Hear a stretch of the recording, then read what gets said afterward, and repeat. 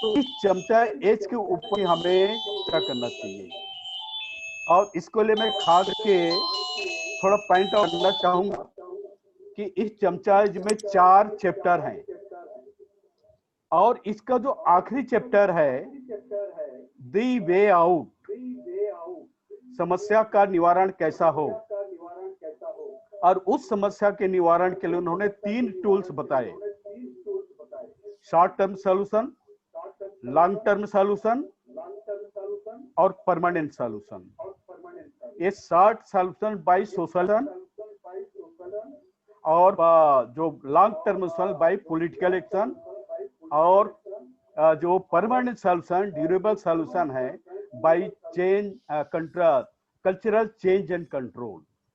तो इसके ऊपर भी हमें चर्चा होनी चाहिए, और खास करके जो हम ये टूल्स आज डिस्कशन कर रहे हैं, जितने भी टूल्स हम लोग डिस्कशन कर रहे हैं, तो इन टूल्स को हमको शॉर्ट टर्म सॉल्यूशन के लिए, लॉन्ग टर्म सॉल्यूशन के लिए और परमानेंट सॉल्यूशन के लिए, ये तीनों चीज को अचीव करने के लिए, सॉल्यूशन अचीव करने के लिए ये जो टूल्स हम लोग डिस्कस कर रहे हैं, तो मैं समझता हूँ कि इस टूल्स को इसके ऊपर हमको लागू करना चाहिए, तभी जाकर के जो माननीय कांशीराम साहब ने समस्या निवारण के ऊपर चर्चा किया है चमचा एज में, तो इसका हम लोग सही मायने में काफी कुछ, क्योंकि माननीय साहब ने एक ही पुस्तक लिखा है, आपको जानना चाहिए कि हालांकि साहब ने एक और जो लिखा था इंट्रोडक्शन ऑफ बॉम्बशेल, ये तो उन्होंने बुकलेट बनाया था, लेकिन पुस्तक के नाम से माननीय साहब ने एक ही पुस्तक लिखा है जिंदगी में, दी चमचा एज। तो मैं समझता हूँ जो दी चमचा एज है ये हमारे लिए एक गाइडलाइन का काम करेगा फ्यूचर के लिए, तो इसके ऊपर भी हमें चर्चा करना चाहिए, यही मेरा कहना है। वैसे बहुत सारे साथी है, बड़ी अच्छी चीजें जो सामने आ रही है, और मेरे को अच्छा लग रहा है, तो जब भी समय लगता है, कल मैं बीच में चला गया था, मेरा एक और मीटिंग था, लेकिन फिर से मैं उसमें मैं ज्वाइन हुआ था, तो कुल मिला करके जब भी मुझको समय लगता है मैं निश्चित पे ज्वाइन करने की और कुछ सीखने की कोशिश कर रहा हूँ, और आप लोगों से बहुत कुछ मुझको सीखने को मिला है, जो टेक्निक आप लोग बताए हैं, और निश्चित रूप में इस टेक्निक को एडॉप्ट करके हम हर फील्ड में हम एक कामयाबी हासिल कर सकते हैं। अभी हम लोगों ने एक पत्रिका चालू किया है, ये बहुजन संगठन एक बुलेटिन चालू किया है, तो इसके ऊपर भी हमारा ये जो आप टेक्निक बताए हैं, तो इस टेक्निक का हम लोग इस्तेमाल करने जा रहे हैं, और हम इसको सस्टेन करना चाहते हैं इस पत्रिका को। जिस तरह बहुजन संगठन 27 साल चला, आपको पता होगा, 27 साल के बाद ये बंद हुआ, क्यों बंद हुआ, माया एक और पत्रिका चल बंद हुआ, ये भी, इसको भी कारण को जानने की जरूरत है। तो मैं समझ इस कारण को जान करके हम जो अपनी प्लानिंग है इसको हम सक्सेस कर सकते हैं। तो आप सभी को मेरा बहुत बहुत धन्यवाद, आप लोगों ने मुझको समय दिया और आपने सुने। Thank you Janardan sir, thank you. आपके प्रश्न का जो है इसको मैंने कर लिया है, और जब प्रेजेंटेशन पूरा हो जाएगा तो लास्ट में हम इसको देने की कोशिश करेंगे, क्योंकि मैं सारे साथियों को इसमें मैं जरा चाहता हूं कि पहले प्रेजेंटेशन सब लोगों का हो जाए, उसके बाद इसका जवाब हम आपको देंगे और प्रॉपर जवाब देने की कोशिश करेंगे, ठीक है ना सर। तो हमारे बीच में बाबरे गौतम सर, जी बाबरे गौतम सर कहाँ हैं आप? अनम्यूट मैंने किया था अभी आपको। हाँ किया सर मैंने, मेरी आवाज आ रही है सर? जी किया है ना, आप बोलिए सर। आ रही है सर, बिल्कुल। और इसके बाद जी सर आ रही है, और आपके बाद आर एस राज साहब रेडी हो जाए झांसी से, आर एस राज सर इनके बाद, आपके बाद। जी सर, ठीक है सर, कैरी ऑन सर। हाँ सर, धन्यवाद sir. Payback to the society program के परिवार के सभी साथियों को मेरा सादर जय भीम। तो education philosophy of Bahujan Samaj में कैसी प्रकार की एजुकेशन फिलोसॉफी होनी चाहिए, इस बारे में हमने जो डिस्कस किया, और मान्यवर कांशीराम साहब जी का जो एक कोटेशन है, हमारी एक मैसेज है सबसे बड़ा, तो उसको मैं बताने का प्रयास करूंगा। समझाने वालों को समझना होगा और समझकर समझाना होगा। तो जैसे कि ये विषय में बहुत रिपीटेशन होने की संभावना है।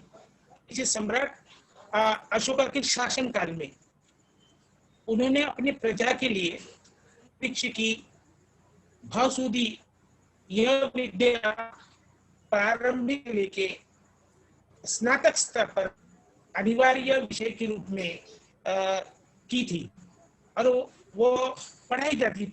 इसके साथ में त्रयी भी थी और वार्ता और दंड नीति भी थी। लेकिन यह अन्वीक्षित विद्या को सभी विद्या का प्रदीप है, यानी ये विद्या सबसे श्रेष्ठ विद्या। बाद में जो मनुवादियों ने जब उनका शासन आया तब उन्होंने निकाली।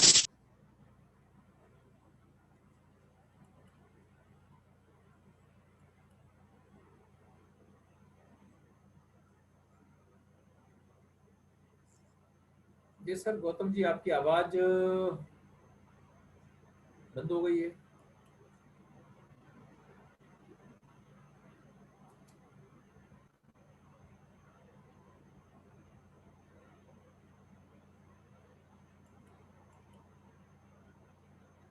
डाबरे गौतम सर आपको डाबो।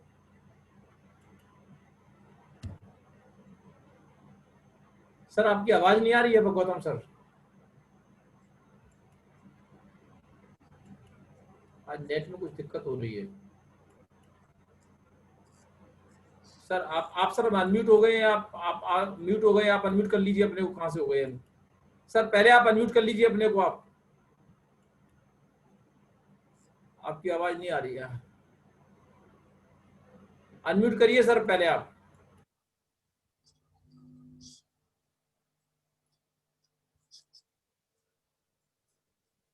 नहीं हो पा रहे आप। हाँ, अभी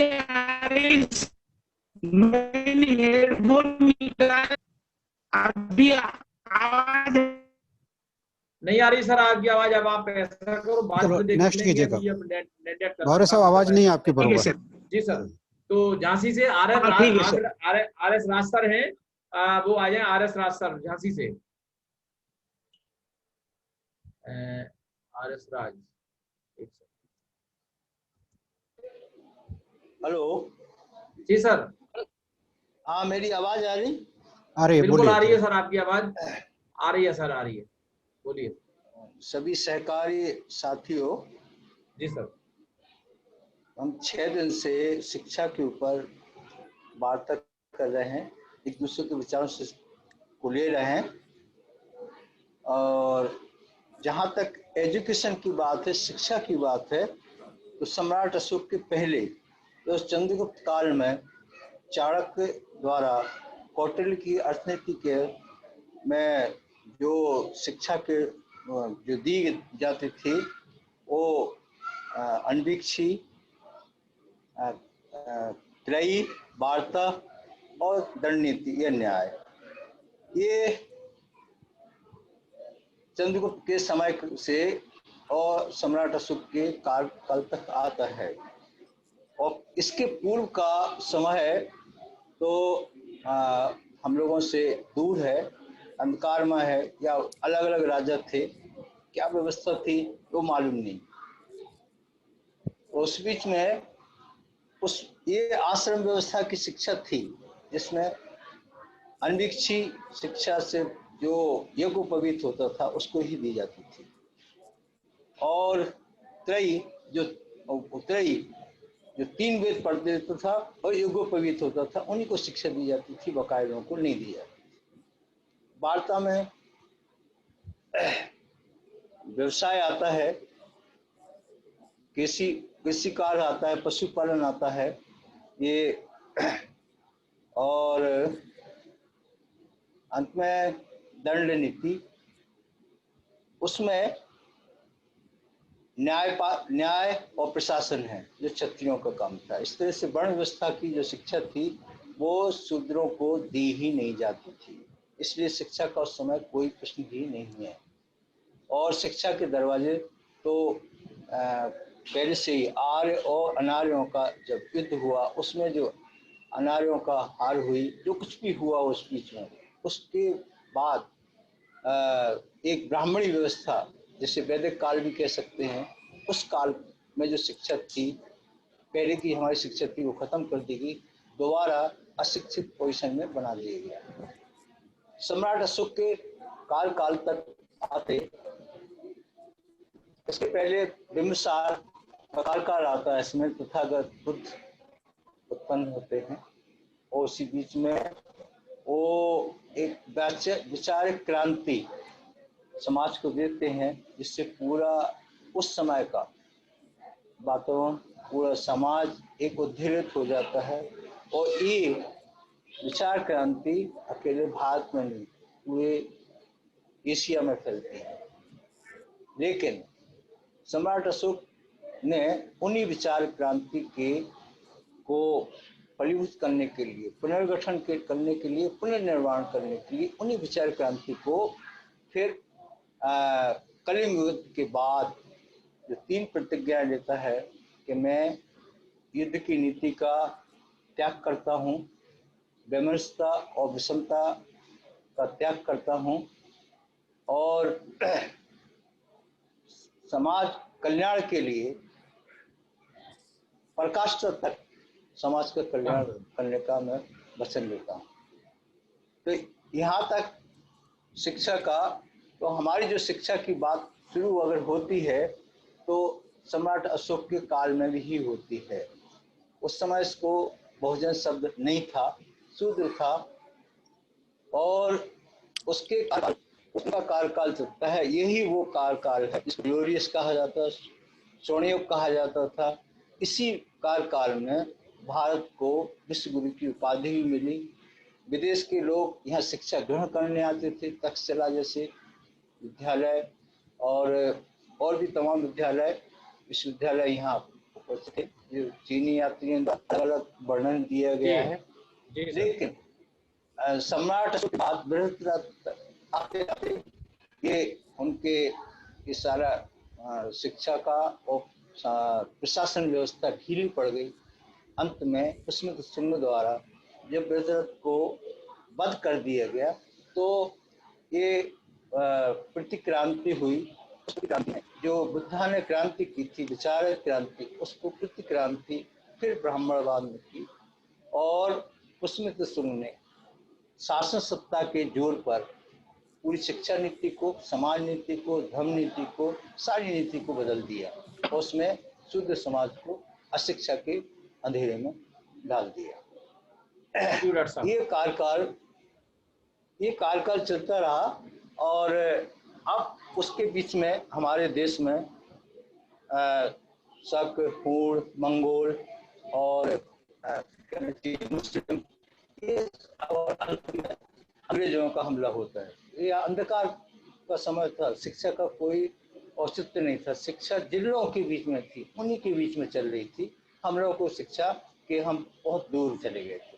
हमारी सैकड़ों पीढ़ियां निकल गई जो शिक्षा से अछूती रही हैं। जब गुरु घासीदास ने 1820 में अंग्रेजों के सामने सभी को शिक्षा के लिए द्वार खोलने के लिए एक प्रपोजल रखा, आंदोलन किया, तो वो 1925 में अंग्रेजों ने यहाँ सबको सार्वजनिक शिक्षा देने का एक अध्यादेश जारी किया। उसके बाद ही 1825 का प्रसार हुआ। 1825 जी। तो उसके बाद ही ज्योतिबा फुले आते हैं 1827 में, वो शिक्षा का पुनर्जागरण करते हैं। इसी बीच में जो प्राचीन एनिसेंट शिक्षा है वो हमारे भक्त गुरुओं ने दी है, जिसमें गुरु रविदास हैं, कबीर हैं, जिन्होंने, रविदास ने कहा ऐसा चाहूँ जहाँ मेरे सुन को। इसी तरह से कबीर ने शिक्षा के रूप में ही अपनी वाणी को किया। जो सर तड़वाए आप न चले हमारे साथ, जो ओपन माइंडेडनेस आना चाहता है वो हमारे साथ आए। विचार जी सर। तो और तमाम शिक्षा आते हुए यहाँ तक आता है, जब बाबा साहब का समय आता है, उस समय शिक्षा के जो संविधान बनता है उसमें हमें एक्चुअल में शिक्षा के दरवाजे खोले जाते हैं। और बाबा साहब ने शिक्षा की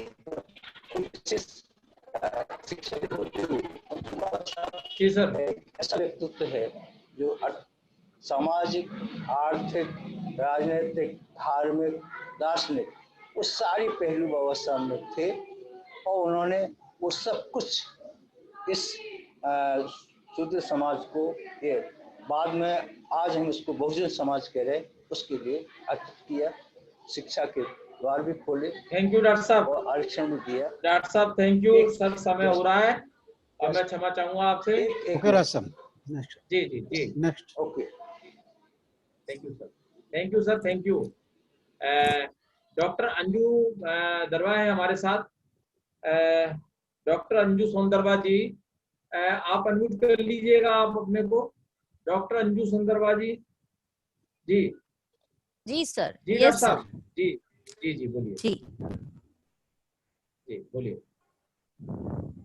एजुकेशन फिलॉसफी पर हम पिछले 5-6 दिन से चर्चा कर रहे थे और बहुजन समाज की एजुकेशन फिलॉसफी से thinking skill based education system है और हम काफी दिनों से इस पर चर्चा कर रहे थे। आप आई भी थी 1-2 दिन उसमें, तो मैं चाहूंगा कि आप जो है बहुजन समाज की एजुकेशन फिलॉसफी पर कुछ विचार रखें अपने, हम ये चाहते हैं। जी मैडम प्लीज। सर, मैं 3 बात पे मेरे विचार रखना चाहूंगी। जी बोलिए। एक जो मैंने ये ज्वाइन किया तब से मैं सुन रही हूँ, मतलब जान रही हूँ इसके बारे में, मुझे थोड़ा अवेयरनेस मिल रहा है। जो हिस्टोरिकल डेवलपमेंट एजुकेशन हमारे बहुजन समाज में था, वो मैंने बहुत अच्छे से समझा ये सब मीटिंग ज्वाइन करने के बाद। तो बाबा साहब ने भी कहा था कि जो लोग अपनी हिस्ट्री नहीं जानते, जो लोग अपनी हिस्ट्री नहीं जानते वो कुछ नहीं कर पाते। तो मैंने ये बहुत अच्छे से समझा। ये मेरा पहला पॉइंट है। जी। अब दूसरा पॉइंट जो है, जैसे बाबा साहब का जो उनका खुद का काम करने का तरीका था, उसी को ध्यान में रख के मैंने अपने आप में भी बहुत चेंज किया है। दूसरा तरीका ये होता है थियोरेटिकल एस्पेक्ट और तीसरा तरीका होता है प्रैक्टिकल एस्पेक्ट। जी। तो जैसे बहुत सारे लोगों को ये हिस्ट्री सब पता नहीं है, तो थियोरेटिकल एस्पेक्ट मेरा ये है कि हमें इन सब चीजों का बहुत ही लोगों में इसका स्प्रेड करना चाहिए, प्रसार करना चाहिए और प्रचार करना चाहिए, ताकि हम लोगों की एजुकेशन की मतलब जो हमारे बहुत पुराने समय में हमारा एजुकेशन लेवल था उनके बारे में लोग जाने। और प्रैक्टिकल अप्रोच को ध्यान में रख के मैं ये कहना चाहूंगी कि जो मैंने संडे को भी बताया था आप सबको, कि सिर्फ अभी भी एजुकेशन जितना लोगों में होना चाहिए हमारे बहुजन समाज में वो नहीं है। जैसे मेरे पास भी एक बच्ची आई थी, मास्टर डिग्री में एडमिशन लिया, उसके पास फीस नहीं थी। उसकी मम्मा उस टाइम उसका एडमिशन करके रोने लगी कि मेरी बेटी की फी के लिए पैसे नहीं है। वाकई में उसके पास नहीं था। वो हर घर पे जाके काम करके वो पढ़ाना चाहती थी। फिर मैंने उसकी फीस का इंतजाम कर दिया उसी समय पे। पर वो 1 ईयर मास्टर डिग्री में 1 ईयर उसने कंप्लीट किया। दूसरे साल वो एकदम से गायब हो गई। मतलब वो उनको घर में थोड़ा प्रॉब्लम था और उसको ऐसा था कि मैं किसी के पास से पैसे लेना नहीं चाहती हूँ, और मेरे पास उसका नंबर भी है। मैंने बहुत बार ट्राई किया, किसी से कांटेक्ट नहीं हुआ। तो मैं ये चाहती हूँ कि अभी भी जो बहुत सारे लोग हैं जो पढ़ना चाहते हैं, उन सबको ये प्रैक्टिकल अप्रोच को ध्यान में रख के हमें इनके बारे में कुछ सोचना चाहिए, और we have to take the action in that regarding, कि जो पढ़ना चाहते हैं उनको पढ़ाइए। ऐसे लोगों को चुन चुन के पढ़ाइए, एजुकेशन में उनका एजुकेशन पूरा करें हम लोग। और बहुत सारे बच्चे चाहकर भी नहीं जा पाते, तो उनके लिए व्हाट इज अवर एक्शन। तो मैं ये चाहती हूँ प्रैक्टिकल अप्रोच हमारा कहाँ तक पहुँचता है। बहुत अच्छी बात So this is my question, sir. है। Thank you. और कुछ? जी सर, थैंक यू। ओके, जय Bhim. Thank you madam, thank you, welcome welcome. Vinayak Som Kumar ji. हाँ जी। विनायक सोम कुमार जी सर। हाँ जी, यस जी हाँ, अब सुन रहे हैं मुझे आवाज? हाँ बिल्कुल सुन रहे हैं सर। आवाज आ रही है मेरी? बिल्कुल आवाज आ रही? आ रही है सर, आवाज आ रही है आपकी, आ रही है। हाँ, तो देखिए मैं पिछले 2-3 साल से वैसे तो हमसे के अगर इसे मुझे पहले से मैं जुड़ा हूँ, काशीराम के साथ के मैंने काम किया हूँ कम से कम 90 से 1990 से उसके साथ, मतलब मैं जब तक के वो तो एक्सपायर होने तक मैं उनके साथ रहा हूँ। अच्छा, पिछले 2-3 दिन से मैं आपको सुन रहा हूँ, काफी लोगों का मैंने बात सुन रही है अभी इसका, heard of so many people. And one thing I have noticed that there are so many repetitions again and again. तो वो रिपीटेशन नहीं होना चाहिए कि हमारा एक मोटो है कि हम लोगों ने भाई जो पॉलिसी, सब्जेक्ट क्या है हमारा, व्हाट इज योर सब्जेक्ट? आप are you listening me sir? Yes, okay, thank you. तो हमारा सब्जेक्ट है कि भाई बहुजन समाज की फिलॉसफी क्या है, तो ये सब्जेक्ट होना चाहिए कि इसके पहले भी मैं ज्यादा डिटेल में पीछे नहीं जाऊंगा, काफी समय लगेगा उसको सब एक्सप्लेन करने के लिए। तो जो सम्राट अशोक ने उसके जमाने में किए वो बहुत सारे उनका इतिहास, सम्राट अशोक का वगैरह वगैरह सब कुछ है, ठीक है, लेकिन एक कब पॉसिबल होता है सब? जो हमको एजुकेशन पॉलिसी फ्रेम करनी रहती है कि उनको वही लोग फ्रेम करते हैं कि जिनके हाथ में सत्ता रहती है। Those people are in power.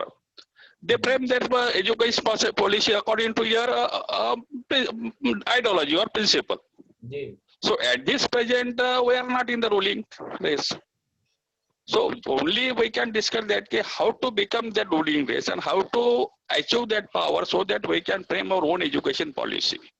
Based on the Mahatma Phule, based on the principle of Mahatma Phule, based on the principle of Dr. Babasaheb Ambedkar and others, और शाहूजी महाराज वगैरह जो भी हमारे महापुरुष है जिन्होंने हमारे उत्थान के लिए काम किया है।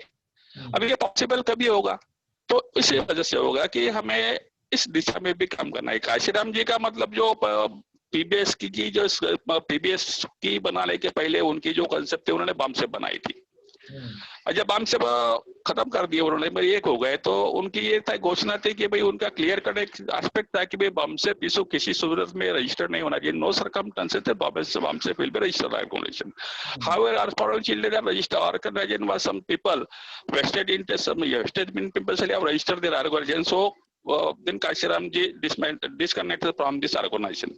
Then there was a problem. Then how to create some awareness in the people and how to create some fund generating problem there was arise there. Yes, so on that basis, then this concept of PBSP, Kashiram they give that PBSP context. So we have dismantled the concept. Now we can work under some new banner, that is PBSP. PBSP, then it was then through this PBSP, then P.R. Ambedkar वगैरह थे, myself and then Kuldeep Ramte के वगैरह थे, doctor माने साहब भी थे, इन लोगों सबके साथ में ये हुआ था। वो फिर फंड रेजिंग का भी एक जरिया उसके सामने रखा गया कि जिसके वजह से मतलब मूवमेंट को आगे बढ़ाए, क्योंकि मूवमेंट को आगे बढ़ाने के लिए बिना फंड से नहीं हो सकती है। तो उन्होंने वो चीज सामने लोगों के सामने रखी और पीबीएस का फिर वो बैनर बना और उसके साथ में लोगों ने काम करना शुरू किया। अभी वो भी पीबीएसपी पे कई मतलब वो काशीराम जी जाने के बाद वो भी सब ये हो गए, ठंडे बस्ते में चले गई है, नहीं हो सका उसके अंदर भी कायवे लोगों ने। तो ये बात भी आपने जो एक जरिया उसके पीबीएस के माध्यम से लोगों में अवेयरनेस होना चाहिए। कैसे अवेयरनेस इसमें होना चाहिए कि भाई हमारा जो पॉलिसी बनती है एजुकेशन पॉलिसी जब भी बनती है कि जैसे कि जिस जो people, जो person who are in the ruling race, they can frame their own policy. Now who are the ruling race? They are the Brahminical social, those who are Brahminical minded people, and though based on the RSS and other ideologies, they are in the ruling race, and so they are framing their education philosophy according to their own ideology and according to their own principles. Now they are in this regard some policy they have brought in to change the education policy there.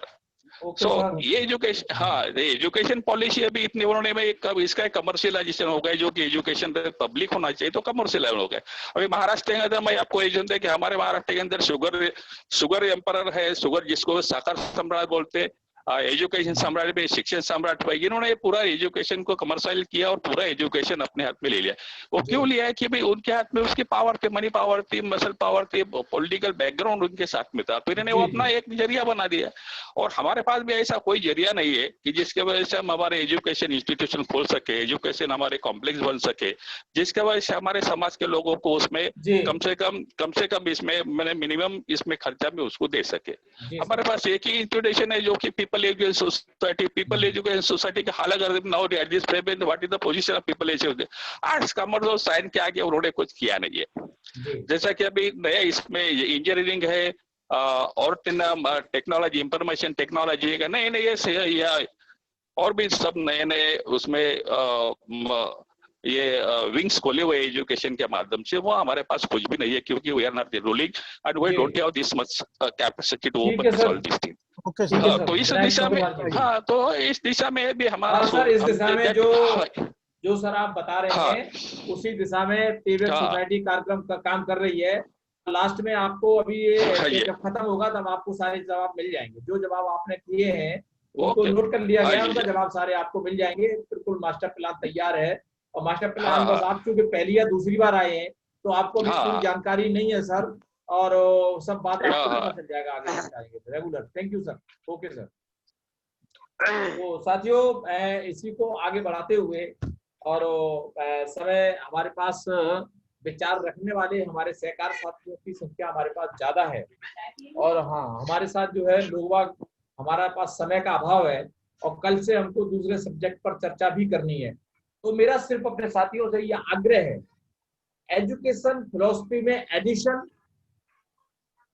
कुछ करना है, कुछ question अगर है वो आप उसमें बताएं, ज्यादा अच्छा रहेगा, बजाय इसके हमको कितना ज्ञान है हम उसको एलोबरेट करें, क्योंकि वो सब हम इतने दिनों से कर रहे हैं और हम बहुत अच्छी तरीके से सुन रहे हैं और समझ रहे हैं।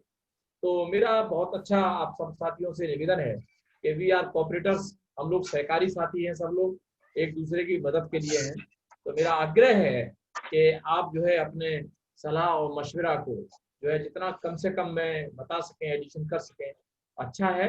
और फिर अभी हम लोग लगातार काम करेंगे, बहुत सारे हमारी विचारधारा में संशोधन होने हैं, नई चीजें बढ़नी है, कुछ फालतू चीजें अब उसमें से घटाई जाएंगी, ये सब चलता रहेगा साथियों।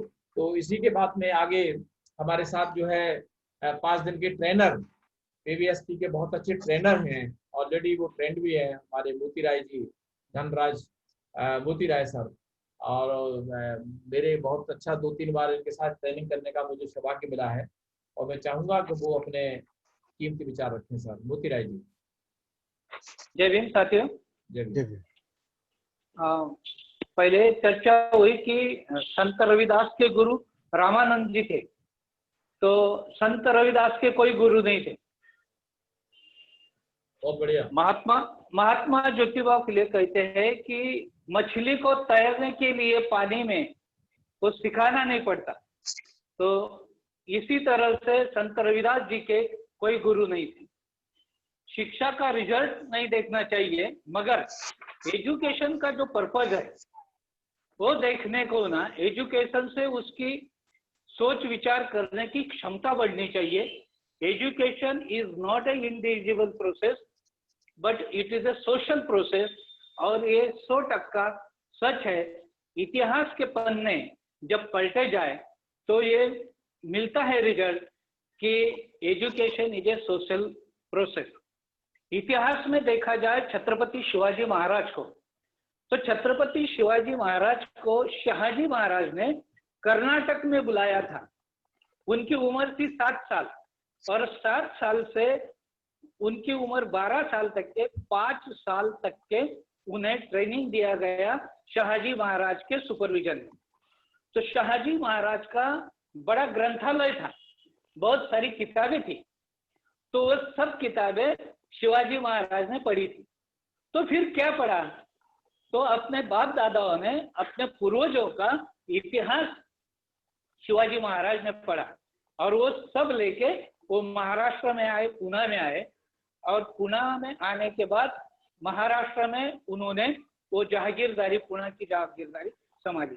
किस तरह से संभाली, तो राज कारभार कैसा करना ये अपने पूर्वजों का इतिहास जब उन्होंने पढ़ा तो अपने पूर्वज कौन है, तो अपने पूर्वज डायरेक्टली कनेक्शन होता सम्राट अशोक, गौतम बुद्ध, महावीर, इनकी सब पढ़ाई छत्रपति शिवाजी महाराज ने की थी करके 12 मावल सब उन्होंने इकट्ठा करके इसी तरह का राज उन्होंने किया था।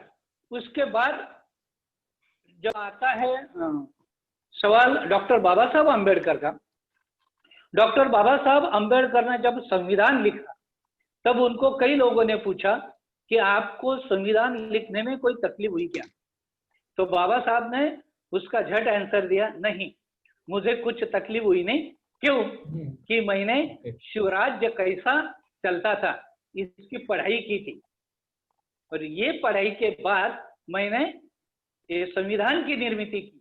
तो एजुकेशन जो पढ़ा उन्होंने वही अडॉप्ट किया, और इसी वजह से महात्मा ज्योतिबा फुले ने छत्रपति शिवाजी महाराज की समाधि जब ढूंढ के निकाली और उन्होंने जो लिखा वही बाबा साहब ने पढ़ा और करके वो महात्मा ज्योतिबा फुले को गुरु मानते।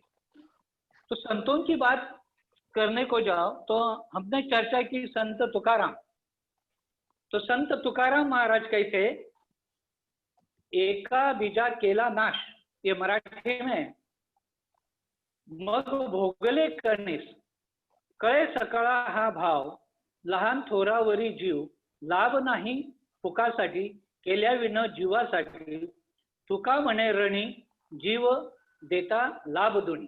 संत तुकाराम महाराज ये कहते हैं कि एक बीज जमीन में बोने के बाद वो नष्ट हो जाता है, मगर उसका जो कणीस बनता है उसमें हजारों दाने रहते, यानी कि वो मल्टी हो जाते हैं। तो वैसा ही अपना है कि जब हम ये सोच विचार डिस्कस करने के बाद जब हम उस पर सोचेंगे और सोचने के बाद हमारा माइंड सेट होगा, और हमारा माइंड सेट होने के बाद ही ये फैलाव बहुत तेजी से बढ़ेगा और सब में ये एजुकेशन का जो परिणाम है वो दिखाई देगा। धन्यवाद। Thank you Motiraj sir, thank you very much. Chakradhar Jamre sir हैं ब्रह्मपुरी से, चक्रधर जामरे सर अनम्यूट करिए सर अपने को। वकील साहब अनम्यूट करो अपने को। चक्रधर जामरे सर, मेरी आवाज आ रही है क्या? आ रही है सर, बिल्कुल आपकी आवाज आ रही है, बहुत अच्छी आवाज आ रही है आपकी। आवाज नहीं आ रही तो एजुकेशन जो है, हमें सम्राट अशोक के बारे में जो एजुकेशन था वो एजुकेशन अप्लाई करना होगा, जो आने वाले पीढ़ी को सोचने के बारे में लगाता है। दूसरी बात यह है, बाबा साहब ने अपने एजुकेशन के बारे में जो बात बताई है वो बात हमें कैसा अमल किया जाए इसके बारे में सोचना है और समाज को नया दिशा देना है। इतना मैं बोलता हूँ। ठीक है sir. Thank you sir, thank you वकील साहब, बहुत बहुत धन्यवाद बड़े भाई, आपको बहुत बहुत धन्यवाद। दिगंबर राठौर सर अनम्यूट कर लीजिए अपने को। आप दिगंबर राठौर सर अनम्यूट कर लीजिए अपने को प्लीज। कल बोले थे दिगंबर राठौर, कल नहीं हुआ था शायद। निर्णय चांदे। हाँ आवाज आ रहा है सर? आ रहा है सर, कम समय लगाइएगा सर जरा। मेरा मोबाइल साथ नहीं दे रहा सर। बोलिए। वो डिस्कनेक्ट होते जा रहा जी। कभी कभी ये हो जाता, थोड़ा अगर साथ दिया मोबाइल ने तो थोड़ी दो बातें रखना चाहता हूँ। हाँ वैसा तो ये पूरा जो एजुकेशन फिलोसफी है मैंने थोड़ा थोड़ा पढ़ा है जी। मैं तो कल बात करते करते तो ये बोला कि यहाँ वैदिक काल से जो क्रांति प्रतिक्रांति चलती आ रही है उसमें गौतम बुद्ध के पास पहले जो ब्राह्मणों ने ये किया, वर्ण व्यवस्था की, उसको तोड़ने का काम, उसको रिवॉल्यूशन करने का काम गौतम बुद्ध ने किया। उसके आगे उन्होंने जो समाज व्यवस्था यहाँ बनाने की कोशिश की, उसमें से आगे चल के चंद्रगुप्त मौर्य से जो एजुकेशन सिस्टम ही, यूनिवर्सिटी का जो शिक्षण पद्धति थी, वो भी सब थोड़ा थोड़ा पढ़ के मैं यहाँ कल तक संतों के लेवल तक भी आ गया था। मैं तो ये सोचता कि संतों ने मूवमेंट चलाई, सबसे बड़ा उपकार हमारे ऊपर अंग्रेजों का भी है। अभी बीच में बोला छत्तीसगढ़ के साथियों ने कि भाई वो सतनामी मूवमेंट के गुरु घासीदास ने भी कोशिश की अंग्रेज के पीरियड में, और बाद में जिनको हम father of the Indian social revolution कहते हैं, महात्मा फुले का सबने बताया है, महात्मा फुले का बताया है, बाबा साहब को बताया है, कांशीराम जी तक आ गए हैं। अभी मैं जो बात तो नहीं करना चाहता था, मगर करने की मुझे इच्छा हुई। ये अभी हमारे एक साथी ने बताया कि भाई इसका रिपीटेशन हो रहा है, और ये तो सब कांशीराम साहब के पीरियड में ये चल रहा है, ये होना चाहिए, वो होना चाहिए। मैं ये सोचता हूँ कि सही मायने में हम किसी को ही नहीं समझ पाए। समझने वाले को, समझाने वाले को समझना होगा और समझकर समझाना होगा। ये जो आइडियोलॉजी या जो वाक्य हमारे कांशीराम साहब ने बोला है, और उसको समझकर ये जो पीबीएस, हेलो आवाज आ रही है सर? आ रहा है सर, समय कम लगाइएगा सर, और लोग हैं काफी। तो ये जो कांशीराम साहब के जो धागा पकड़ के पीबीएस भी बनाई गई है, मैं तो ये सोचता हूं कि पूरे भारत में डॉक्टर बाबा साहब अंबेडकर को, पहले बाबा साहब अंबेडकर ने उनके जो गुरु उन्होंने माना था, उनको समझ के लिया, और फिर बाद में जो काम किया ये सबको मालूम है। मगर कांशीराम साहब ने ही एक बाबा साहब को और ये पूरे लोगों को, पूरे महापुरुषों को समझ के जो सबकी आइडियोलॉजी इकट्ठा करके जो निचोड़ निकाला और बामसेप बनाई।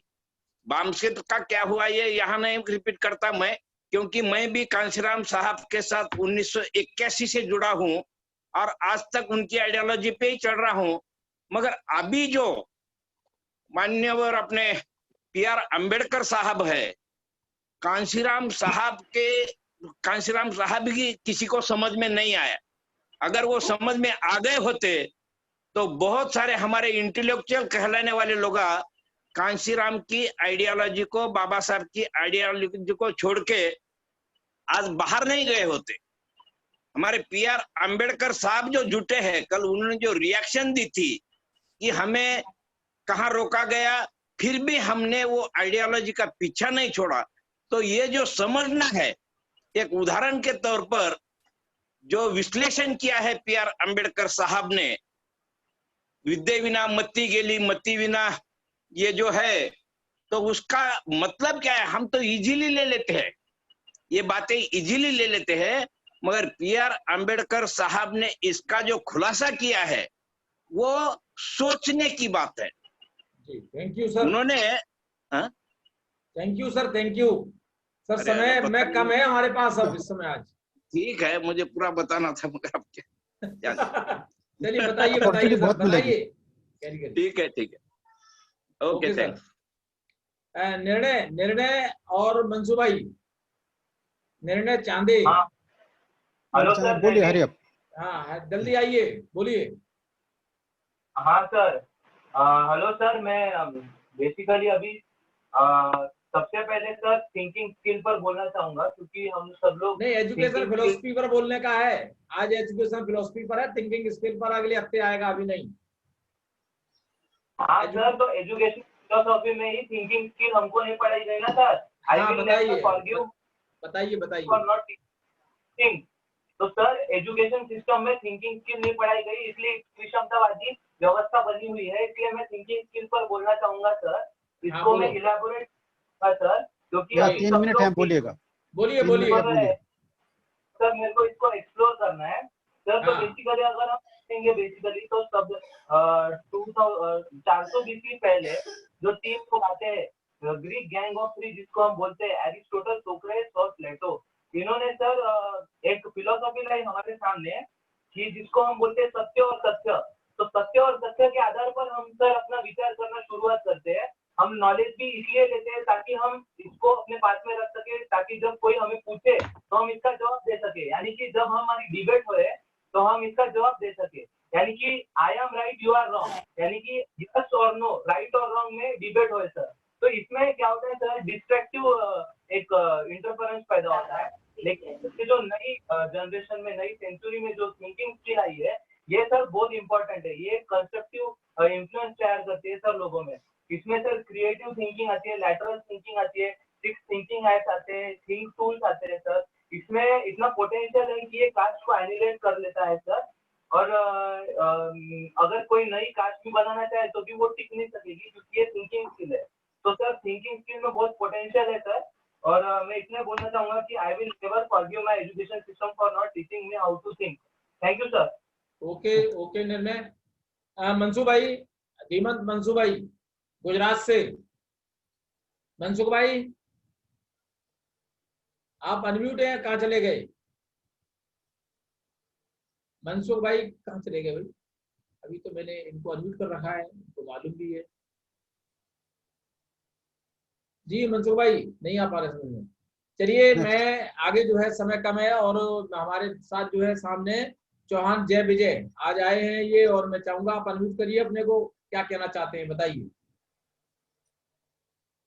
आप अनम्यूट करिए अपने को। जी हाँ सर, हाँ सर, जी बोलिए। जी मैं सुन रहा था बहुत सारी बातें, और आज मैं 2 दिनों से जुड़ा हूँ, कुछ बातें मैं समझ चुका हूँ। तो मैं अपना अपना अपना मेरा जो विचार है मैं ये रखना चाहता हूँ कि देयर इज एक कोटेशन से रखना चाहूंगा कि there is a very huge difference between knowing the path and walking on the path. राह का पता होना और राह पर चलना।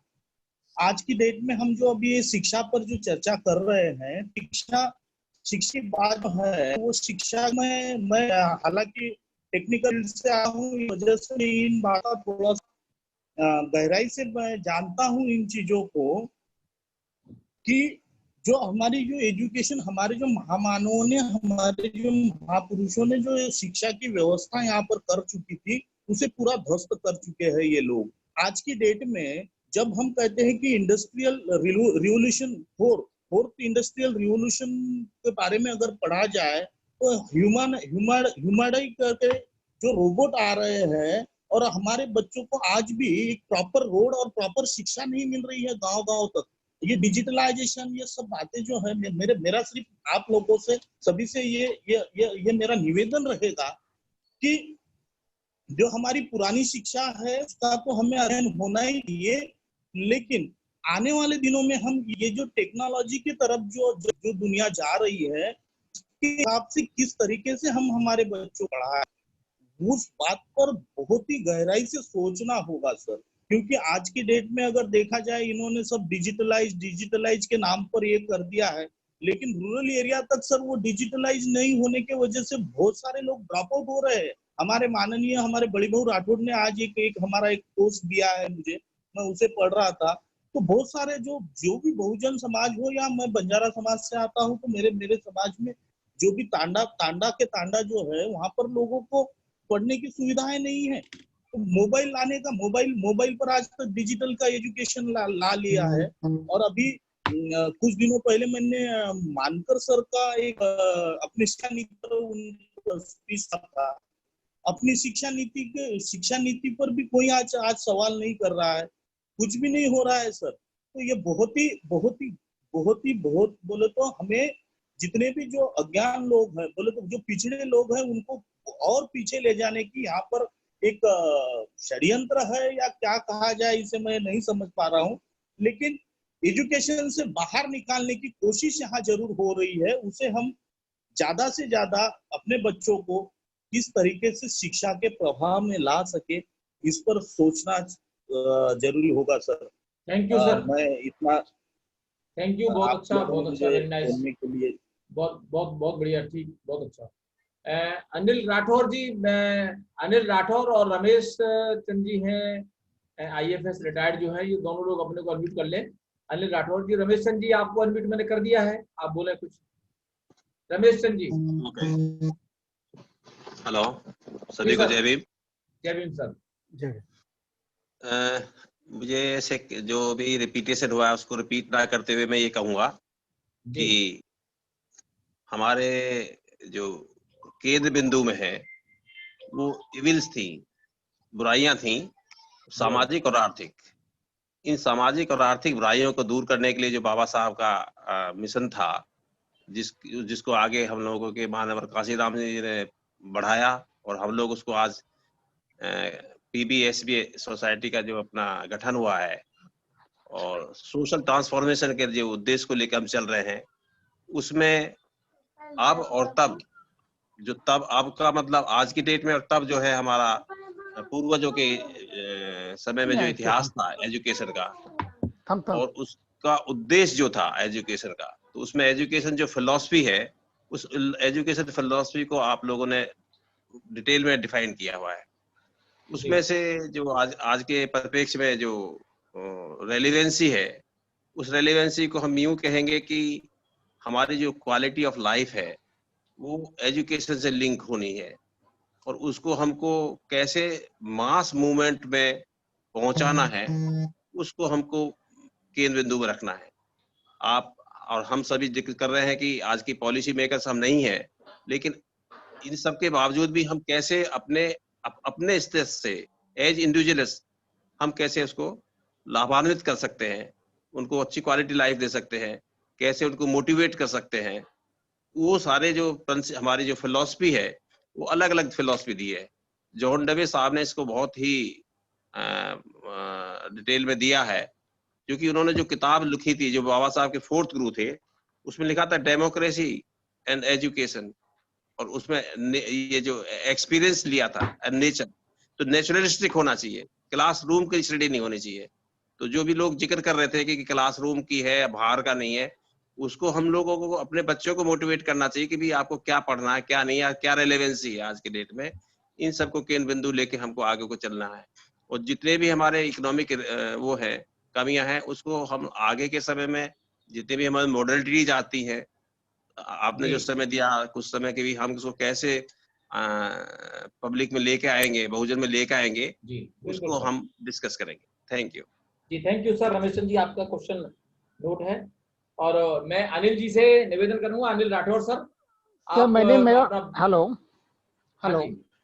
मैंने जी। मेरा वक्तव्य कल रखा है सर जी। अच्छा, ओके, थैंक यू। मैंने कल बात की है जी। भगवान सिंह जी, उत्तर प्रदेश से भगवान सिंह जी, अनम्यूट कर लें सर आप प्लीज। यस सर, हो गया सर? हाँ बिल्कुल। Thank you. जय भीम, नवोदय सभी साथियों को, सहभागियों को। जी बिल्कुल। साथियों, आज ये 6वां दिन चल रहा है, 5-6 दिन हो गए इस कार्यक्रम को चलते चलते, और बड़ी बारीकी से हमारे कुशल जो प्रशिक्षक हैं हमें प्रशिक्षण देने का प्रयास कर रहे हैं, और हमने जो भी हम भी समझने का पूर्ण रूप से प्रयास कर रहे हैं कि बहुजनों की शिक्षा प्रणाली क्या थी, शिक्षा दर्शन क्या था, क्या होना चाहिए और क्या था। तो इसमें सबसे महत्वपूर्ण हम जो है और सबसे प्राचीन सम्राट अशोक की शिक्षा प्रणाली को लेकर के चलते हैं। अगर उसको दीर्घ में विवेचना करें तो लगेगा टाइम ज्यादा। तो इसमें जो एक जो चीज समझ सामने आई है कि सम्राट अशोक के दौरान, शासनकाल के दौरान जो आणविक की शिक्षा प्रणाली थी, उसमें एक साथी द्वारा आया कि ये शिक्षा प्रणाली केवल ब्राह्मणों के लिए लागू थी, सबके लिए लागू नहीं थी। क्योंकि ये पहली बार मैंने सुना है। दूसरा ये है, जो आणविक स्थिति के 12 भाग थे, इनमें तो उन सबको डिफाइन नहीं करूंगा मैं। तो आणविक स्थिति, दूसरी त्रयी, तीसरी दंड नीति और ये शिक्षाएं थी। तो इनके आधार पर फिर देन उसके बाद हमारे महापुरुष, संत महापुरुषों ने समाज को समय समय पर जगाने का काम किया, जो समय देख रहे थे कि हमारा समाज कहाँ जा रहा है, तो हमें क्या कहने की जरूरत है। कबीर साहब ने, संत रविदास साहब ने, चोखा मेला साहब ने, अब जितने भी महापुरुष संत हैं उन्होंने किया। उसके बाद शिक्षा के महागुरु के रूप में परमपिता, राष्ट्रपिता के रूप में संत ज्योतिबा फुले आए। उन्होंने एकदम शिक्षा के द्वार आम आदमी के लिए और महिलाओं के लिए खोलने का प्रयास किया और खोला, और कितनी प्रताड़नाएं सहन की। उनको सहन करने के बाद 1848 में उन्होंने प्रथम महिला स्कूल की स्थापना करके भारत की शिक्षा प्रणाली को अग्रणी बने एवं उनकी पत्नी माता सावित्रीबाई फूले को प्रधान अध्यापिका के रूप में वहां प्रतिस्थापित किया। उनको गौरव प्राप्त हुआ 1883 में को अपनी प्रथम क्रांतिकारी पुस्तक उन्होंने लिखी, किसान का कोड़ा, लेकिन अपने जीवन काल में उस किताब को वो प्रकाशित नहीं करा पाए। उनके जीवन काल के बाद में वो किताब का प्रकाशन हो पाया 1905 में।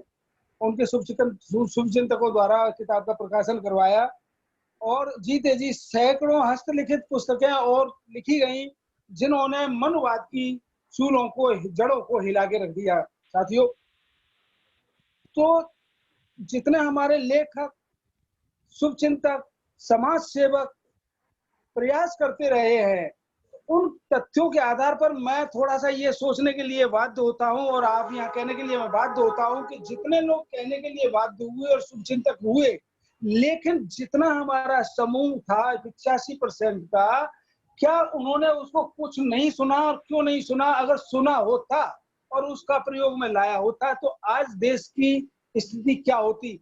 चूंकि 15% लोग, 15% और 15% में भी 3% लोगों ने देश की व्यवस्था को अपने हाथ में लेकर के देश को हिला के रखा हुआ है और सबको एक बंदर की तरह नचाया हुआ है। तो ये बड़े शर्म की सी बात हमको महसूस होती है कि इतनी बड़ी आबादी होने के बावजूद भी, जनसंख्या होने के बाद भी और इतना परसेंटेज होने के बावजूद भी हम अपने महापुरुषों को सुनने के बावजूद भी उन पर अमल नहीं कर पाते हैं। तो ये हमें बड़े थोड़े घोट असंतोष की सी बात अब महसूस होती है। उसके तदुपरांत हमारे युग पुरुष बाबा साहब डॉक्टर भीमराव अंबेडकर का प्रादुर्भाव हुआ। प्रादुर्भाव के बाद उन्होंने ऐसा लगता है कि उन्होंने संपूर्ण विश्व को अपने आगोश में ले लिया, शिक्षा के संपूर्ण विश्व को अपने आगोश में ले लिया और सभी संतों का, संपूर्ण विश्व का शिक्षा अध्ययन करने के बाद जो निचोड़ उन्होंने लिखा है, जिस तरह से शहद होता है ना, शहद कितने फूलों से आता है इकट्ठा होकर के, हम फूलों के नाम तक नहीं जानते, लेकिन फूलों से कितना इकट्ठा आता है, कितना पावरफुल शहद होता है, उसको लेने के बाद तुरंत आदमी को एनर्जी मिलती है। कि सेम कंडीशन बाबा साहब के लेखों की है कि अगर हम उनको विधिवत पढ़े और संज्ञान में लाएं तो देन एंड देयर हमको एनर्जी मिलेगी, हमें ताकत मिलेगी, हमें केवल और ज्यादा कहीं भटकने की जरूरत नहीं है। केवल बाबा साहब को ही अगर हम पढ़े, ठीक है, हमारे बुजुर्ग हैं, हमारे पुराने लोग हैं, हमारे शासक रहे हैं, सम्राट अशोक साहब रहे हैं, अपने पूर्वजों का अध्ययन करना, उनको जानना हमारे लिए नितांत आवश्यक है, गुंडामी नहीं चाहिए।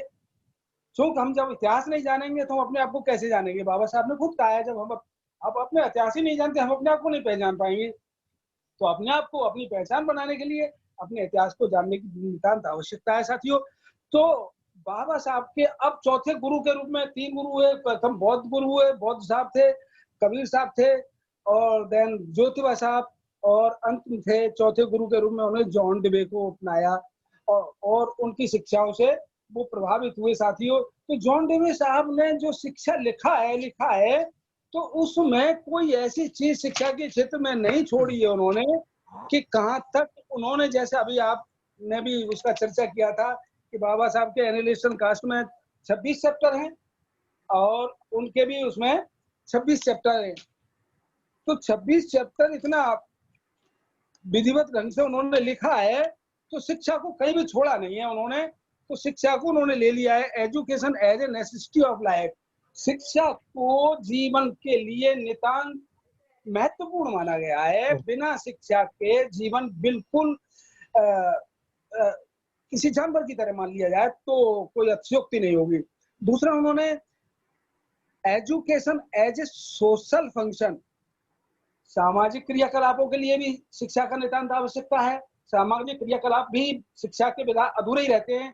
जितना आदमी शिक्षित होगा, क्रियाकलाप उतने ही उसके परमार्जित और शिक्षित होंगे और सभ्य होंगे। साथियों, एजुकेशन एज ए डायरेक्शन, अब दिशा निर्देश भी, शिक्षा दिशा निर्देशों का भी निर्धारण करती है।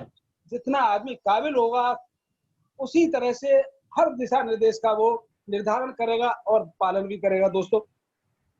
देन एजुकेशन एज ग्रोथ, कितनी बढ़ोतरी हमें शिक्षा देती है, हमें कहाँ तक पहुंचाती है, हमारी शिक्षा हमें कहाँ तक ले जाने में सक्षम है। तो जो जॉन डीवे साहब ने इतना बृहद रूप में शिक्षा को परिभाषित किया है, और इसी कारण बाबा साहब शिक्षा से प्रेरित होकर के उनकी से शिक्षा उनको गुरु मानने के लिए बाध्य हुए। और उन्होंने भी, जॉन डीवे साहब ने भी बाबा साहब को एक बहुत क्रांतिकारी शिक्षक, अरे क्या शिक्षार्थी माना, उनको शिक्षार्थी माना। तो ये education as conservative thank you sir. Okay जी, thank you sir, thank you, thank you sir, thank you sir. Okay sir.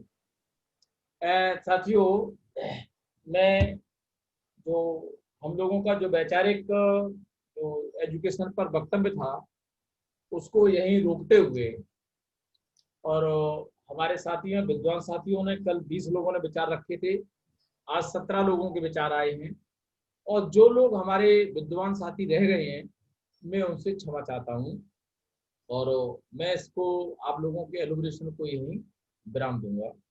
और आज जो है FR जनार्दन सर, विनायक सोम कुमार जी, जय विजय चौहान सर और रमेश चंद्र जी की तरफ से जो भी आपकी प्रश्नावली आई है या जो प्रश्न चिन्ह आया है वो सब, और इस एजुकेशन फिलॉसफी से रिलेटेड जो भी हमारे दिमाग में क्वेरी है, और इस एजुकेशन फिलॉसफी के द्वारा हमारे एक्शन प्लान में कहाँ क्या मतलब लाभकारी है, क्या है, तो जो हमारे गाइडलाइन है, हमारे जो माना काशीराम स्कूल के जो मैनेजिंग डायरेक्टर हैं और जो हमारे इस मूवमेंट के अगुआ हैं, पेबैक सोसाइटी प्रोग्राम के हमारे, जिनके मार्गदर्शन में हम लोग जो है इस कारवां को आगे बढ़ाने का काम कर रहे हैं, धीमंत PR अम्बेडकर सर, मैं उनसे आग्रह करूंगा कि सर कल और आज हमारे जो विद्वान साथियों ने विचार रखे हैं उनको आप जो है बहुत उनको जरा जो क्वेश्चन आए हैं उस पर और हमारी इस एजुकेशन फिलॉसफी पर हम लोगों को मार्गदर्शन करने का कष्ट करें सर। तो धीमंत PR अम्बेडकर सर, और मेरा सभी साथियों से निवेदन है तो अपना माइक म्यूट रखें, कभी कई लोग अनम्यूट कर लेते हैं, तो मेरा उनसे निवेदन है कि सब लोग अपने को म्यूट रखें और गंभीरता से PR अम्बेडकर साहब को सुने। Thank you sir. PR Ambedkar sir.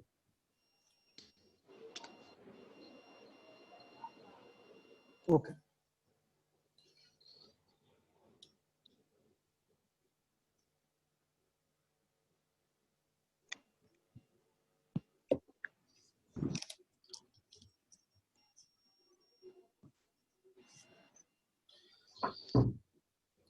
साथियों,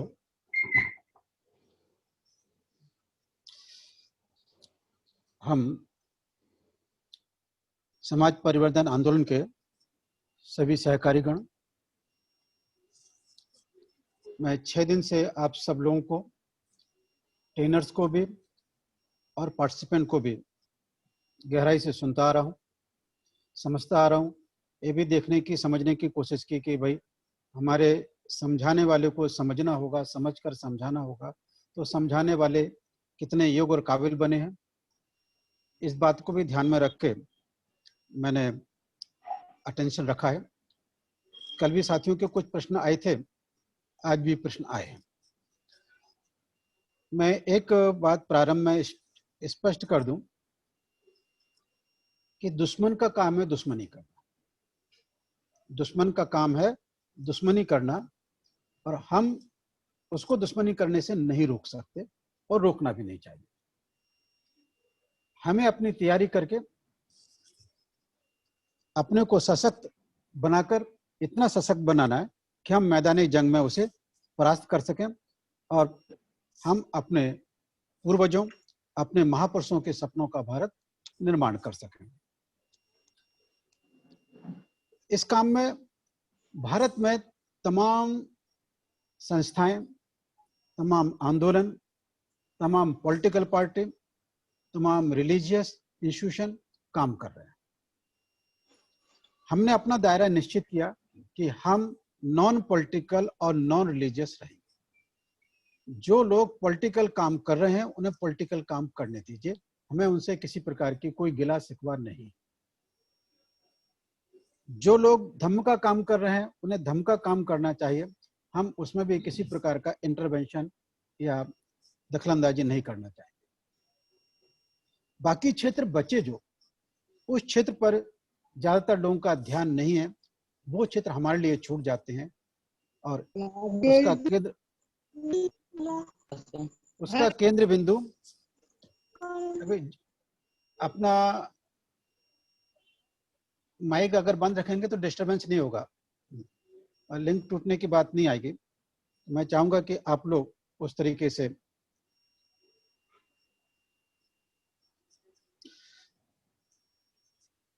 इसलिए जहां तक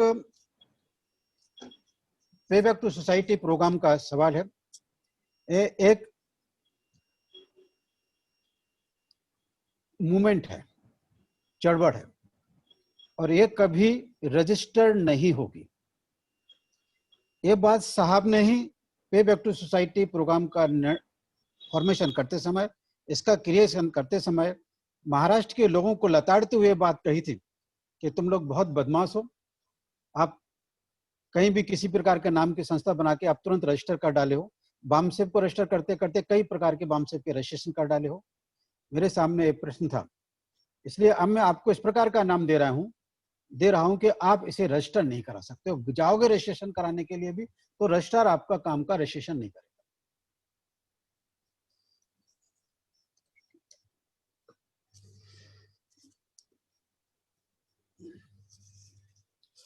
रजिस्ट्रेशन, इसीलिए इस मूवमेंट का नाम उन्होंने दिया पे बैक टू सोसाइटी प्रोग्राम। जो बामसेप का प्रथम लक्ष्य था, pay back to society program become social utility. ये दो मेन ऑब्जेक्टिव बामसेप के थे। ये दोनों ही ऑब्जेक्ट को हमने ध्यान में रखे कि हम अपने मूवमेंट का नाम पे बैक टू सोसाइटी प्रोग्राम रखेंगे और हम we will try to become a social utility within our discipline.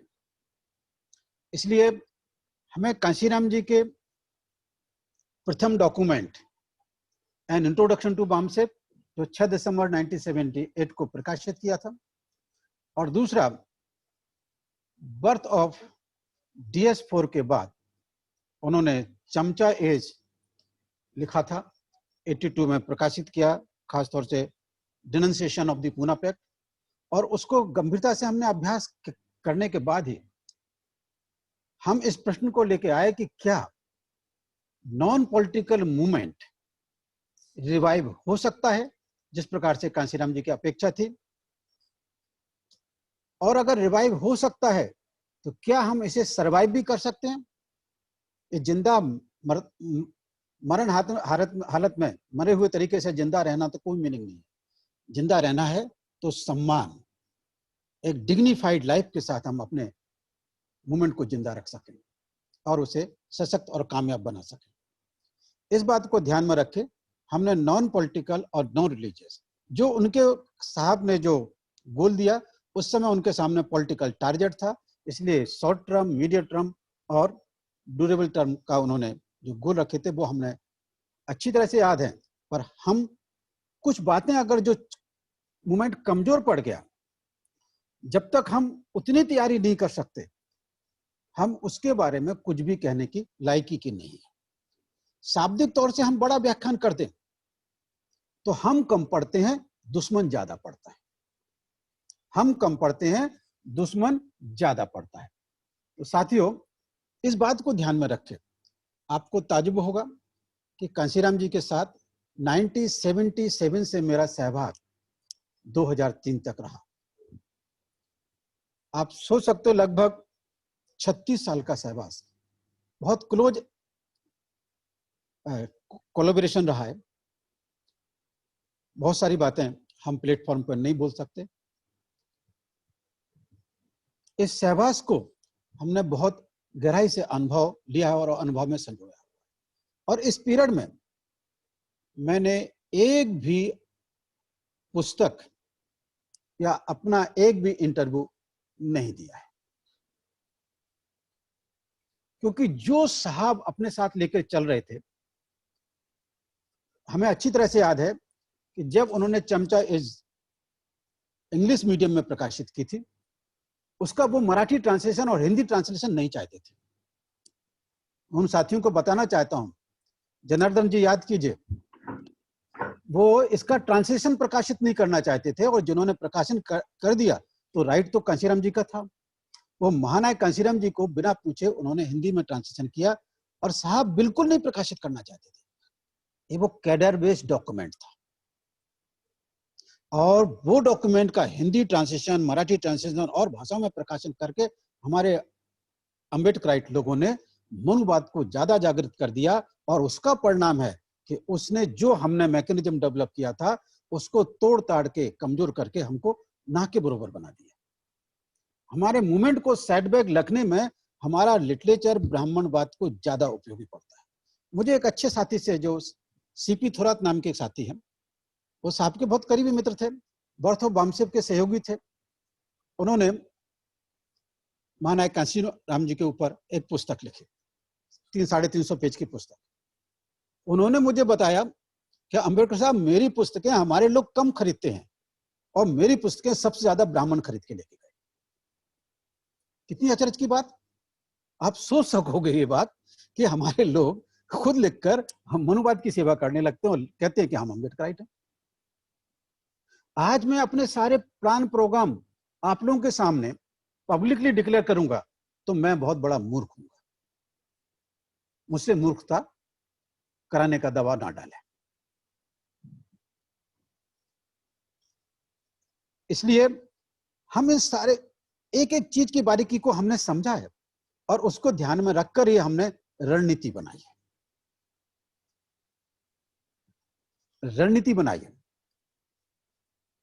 और रणनीति के तहत बहुत सोच समझकर एक हाथी का पांव जैसा कदम चलता है, इस प्रकार से हम एक एक कदम हाथी जैसा रखने की कोशिश कर रहे हैं।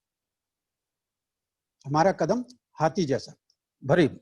आपने देखा होगा कि जो हम 5 सब्जेक्ट आपने को सामने लाए हैं, तो ये पहले हफ्ते में हमने कास्ट को 5 दिन तक डायग्नोज किया, 6-7 दिन उस पर चर्चा रहे। 6 दिन हमने एजुकेशन फिलॉसफी को डिस्कस किया, आज भी डिस्कस कर रहे हैं। और आपको ताज्जुब होगा कि पूरे महाराष्ट्र के किसी भी यूनिवर्सिटी में और इंडिया की किसी भी यूनिवर्सिटी में डॉक्टर बाबा साहब अंबेडकर की एजुकेशन फिलॉसफी पर किसी ने पीएचडी नहीं की, और कहीं एजुकेशन के नाम से पुस्तक लिखी तो बाबा साहब की 5-6 स्पीच को कलेक्ट करके सेक्शन दर्शन करके बोल दिया। किसी प्रकार का एनालिसिस, विश्लेषण या कंस्ट्रक्शन उसमें नहीं किया, इन्वेस्टिगेशन नहीं किया कि इसको हम आइडियोलॉजी के रूप में कैसे रख सकते। बाबा साहब की एजुकेशनल फिलॉसफी, फुले साहब अंबेडकर कांशीराम, इस सोशल ट्रांसफॉर्मेशन की एजुकेशन फिलॉसफी ही स्पष्ट नहीं हुई थी। पे बैक टू सोसाइटी प्रोग्राम बहुत गहराई से आपके सामने वो एजुकेशन फिलॉसफी लेकर आई है। बहुत कठिन काम करके लेके आप लोगों के सामने आया, और हमारे लोग कोई बहुत बड़े बड़े विद्वान नहीं है कि सब लोग पीएचडी किए हो गए और डॉक्टरेट हो, एकेडमिशियन हो। नहीं, सारे लोग एकेडमिशियन नहीं है। कोई कर्मचारी है, अधिकारी है, सामाजिक कार्यकर्ता रहा है, पॉलिटिकल कार्यकर्ता भी रहे हैं, लेकिन आज वो सारे के सारे नॉन पॉलिटिकल होकर काम करने को तैयार हुए। इसलिए ये एजुकेशनल फिलॉसफी को हम लाने का काम पे बैक टू सोसाइटी ने 70 साल के इतिहास में पहली बार सोशल ट्रांसफॉर्मेशन मूवमेंट में एजुकेशन फिलॉसफी ऑफ अम्बेडकरिज्म का इंट्रोडक्शन किया है। और हम 5 दिन के ट्रेनिंग कैंप में इसको और ज्यादा डिटेल समझाते हैं।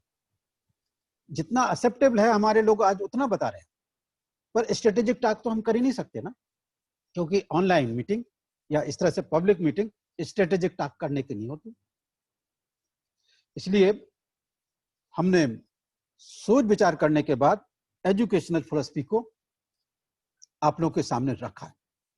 और ये रिपीटिशन इसलिए हो रहा है कि ये फिलॉसफी नई है। रिकंस्ट्रक्शन ऑफ एक्सपीरियंस कहां सुना था हमने? किसने किस आर्टिकल में लिखा है? किसने किस पुस्तक में लिखा है? ये ओघर के सामने नहीं आया था। ये मिट्टी के गर्त में दबा पड़ा था।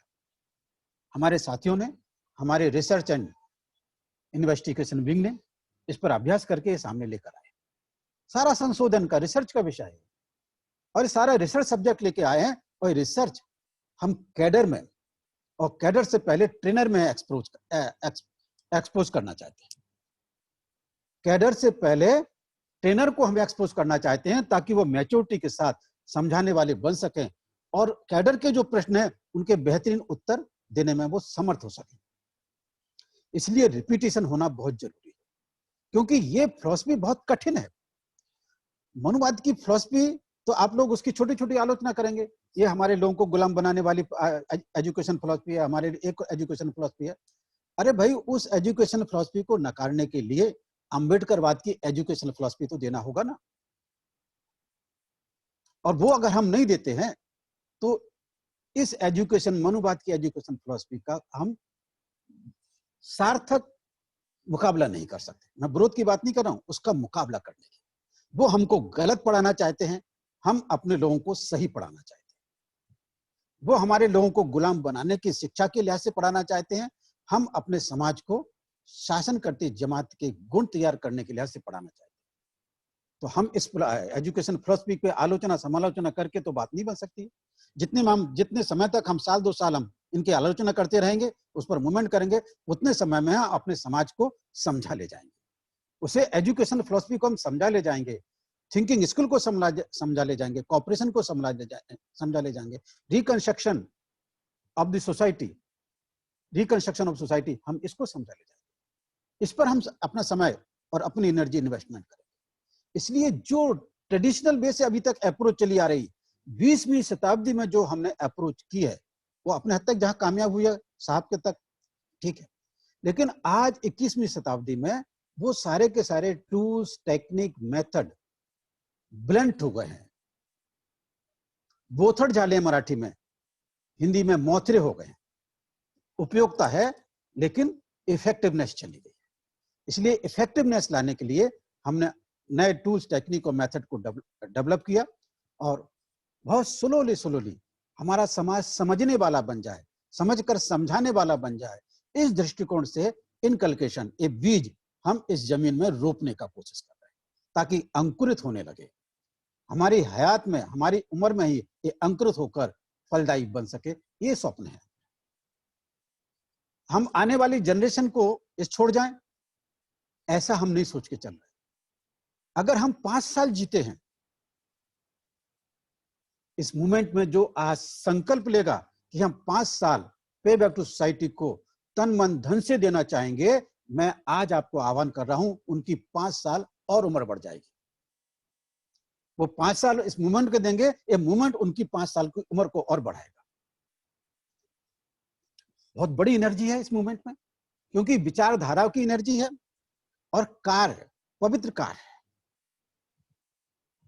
अत्यधिक पवित्र कार है। धन्य है वो जिस इस प्रकार के कार्य को करते हैं, जो बाबा साहब ने धन्य है वे लोग, इस प्रकार का जो इंस्पायरेशन हमें दिया, ये पवित्र काम उस प्रकार का है। इसलिए हम ये हमारे को क्या रिजल्ट देंगे एजुकेशन फिलॉसफी से, किस प्रकार के हमको गुलाम बनाने की कोशिश करेंगे। आज तो सुनकर मैं पार्लियामेंट में ताजुब हो गया कि सरकार के पास लॉकडाउन के बीच में जो हमारे मजदूर भाई, कर्मचारी भाई प्राइवेट सेक्टर से छोड़कर अपने घरों को 1000, 1500 किलोमीटर पैदल चले, कितने लोग मर गए, कितने लोग एक्सीडेंट में मरे हैं, भूख से मरे हैं, प्यास से मरे हैं, बीमारी से मरे हैं, सरकार के पास आंकड़ा ही नहीं है।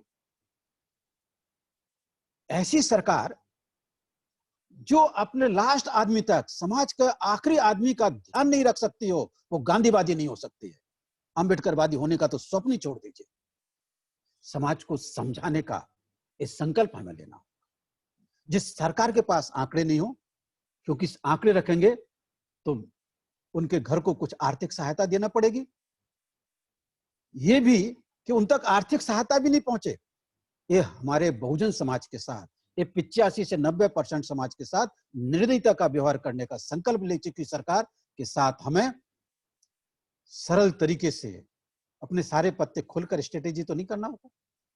हम सही ढंग से चलेंगे और समाज को समझाते, तैयार करते हुए, अपनी ताकत को बढ़ाते हुए हम आगे बढ़ेंगे। इसलिए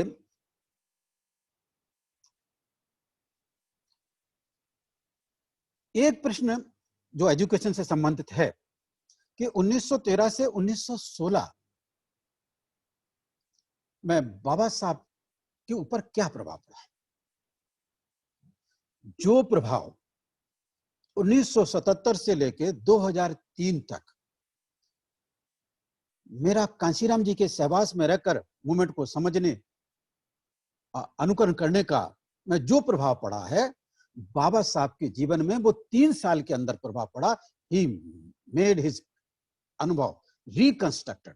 जो वर्ण और जाति की संस्कृति के साथ गुलाम और लाचार बना हुआ व्यक्तित्व था, क्लास के बाहर, दरवाजे के बाहर पढ़ने को बैठना दिया जाता, पानी नहीं पीने दिया जाता था, जात जात के ऊपर ना जाने कितनी बार इंसल्ट होना पड़ता था। बाबा साहब ने वो 3 साल के अंदर 13 से 16 इसमें अपने जीवन का रिकंस्ट्रक्शन किया, क्योंकि उनके गुरु की फिलॉसफी ही थी कि एजुकेशन का object reconstruction of experience and experience continuum. और ये एक्सपीरियंस सतत रिफाइन होता रहना चाहिए, मैच्योर होता रहना चाहिए, रिफाइन होता रहना चाहिए, परफेक्टिंग होता रहना चाहिए। कितनी कठिन फिलॉसफी है, पर लेकिन जियोगे तो सरल लगे। अंबेडकर बात को वैचारिक तौर से डिस्कस करते रहोगे तो ये कठिन लगेगी, ये मेरा अनुभव है। पर जितना अनुकरण करोगे, एक्शन आइडियोलॉजी की तरफ से जियोगे, ये उतनी ही सरल लगेगी, क्योंकि ये वे ऑफ लाइफ बन जाती है। It become breathing. ये एजुकेशन, ये थिंकिंग, ये ब्रीथिंग बन जाती है। आपको ये विचारधारा आपका जीवन जगने का मार्ग बन जाता है। जैसे बुद्धा का मार्ग बना, कांशीराम जी का मार्ग बना, जो उन्होंने संकल्प लिए वो जिए और जीते रहे। उससे उनको किसी प्रकार की तकलीफ नहीं हुई। अशोक ने प्रतिज्ञा ली थी, उससे उसको तकलीफ नहीं हुई थी, वो तो आनंद से उस जीवन को जी रहा था। बाबा साहब ने तकलीफ उठाई, पर वो जीवन में आनंदित थे। उससे मायूस नहीं थे कि मैं किस उद्देश्य के लिए जी रहा हूं, बल्कि जो उद्देश्य उन्होंने निश्चित किया उस उद्देश्य के लिए वो खुशी खुशी तकलीफ उठाकर जी रहे थे, आनंदित थे उस जीवन में। ये जीवन में इस प्रकार से 3 साल के अंदर, और इसी को प्रोफेसर अनिल डोंगरे ने अपने लेक्चर में रिपीट किया। उनका लेक्चर यहाँ पर है, आप उसको सुन सकते हो ऑनलाइन, यूट्यूब पर वो लेक्चर सारे पड़े हुए हैं। इसलिए एजुकेशन पॉलिसी के ऊपर मैंने आप लोगों के सामने काफी कुछ बातें रखी हैं और प्रैक्टिकली बात बोली है। शिक्षा के बारे में मैंने काफी, जहां तक काम कैसे होगा, तो हमारे सामने केवल एक आदर्श, में अभी एक बहुत महत्वपूर्ण बात करने जा रहा हूं, अटेंशन रखेंगे तो अच्छी बात होगी, क्योंकि ये बात आप 9 बजने में 4 मिनट रह गए हैं, मेरे को अपनी बात भी उसी समय में कंप्लीट करना चाहिए।